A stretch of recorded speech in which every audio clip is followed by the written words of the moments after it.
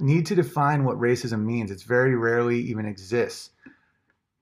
Yeah, and it's pretty invented term. It's kind of like gender, but I can still use the word gender. Gender is an invented term to separate sex biology from how society views you. But it's an intense word battle. So one way to win is just take whatever word they use and just use it properly. Where it's like, oh yeah, I'm cis, which is normal, which is the normal thing. And they've defined racist to mean if you're white, not hating yourself or not giving special treatment to non-whites. And you know that it's just anti-white because the concept of person of color unifies the entire world against whites. It's not like, oh, because of slavery and black people, it's like, yeah, well, now we're going to throw in people from Thailand, Eskimos, and Aborigines from Australia, and maybe, someone from Ecuador. What do they all have in common? There's no shared history. The only thing they have in common is they're not white. So therefore, this whole movement is anti-white. Why? Because we're the majority of the richest country in the world, and people want us to hate ourselves so we don't defend ourselves. Ha! But actual racism does exist. It's when you think you're better than someone simply because of your race.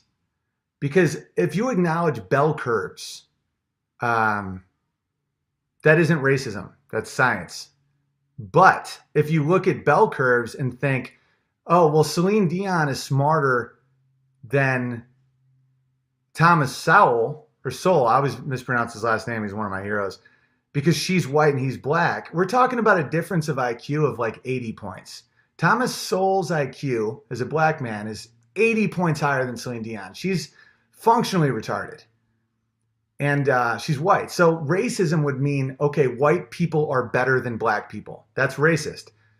I know very, very few people who think that. People are scared about demographic takeovers for obvious reasons, voting patterns. People don't want to be a minority in their own country because typically those people get executed. People can think that there's a trend in a certain group like sickle cell anemia, but that doesn't mean that being black means you have sickle cell anemia. What racism actually means is you think you're better than someone because of their race. And that's rare. That's very, very, very, very rare. Like growing up, we'd all have posters of black men on our wall, like Michael Jordan, because a lot of black men were tall. And I actually related to blacks more than short whites. And so, although I sucked at basketball, I was first pick and then a big disappointment.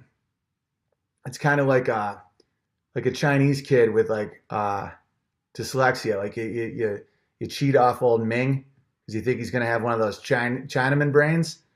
And then you fail and you think it's his fault. You're like, why the fuck did you let me fail? And he's like, I know, Reed. My mom did a lot of morphine when I was pregnant. And you're like, well, fuck you, Ming. Now I fail. It's like, I never told you to cheat off me. I never told my mom to eat all the poppy seeds. It's like that with basketball. I'm almost 6'8", guys. When I say I'm 6'7", and sometimes people are like 6'6", closer to 6'8". And so if I'm picked in basketball, I'm like the pick. And then when people realize I have a lot of hustle in me, like I got heart, I can rebound, I can play hard, I play to win, but I'm fucking terrible at basketball. Then they get mad at me like I'm wasting it. Hence my paranoia of short men, because they're always the ones being like, you suck, Big Bear. Like, I picked you first. You're wasting it. And I'm like, I'm not wasting it. I'm a piano player and a comedian. I don't have your dreams, little man.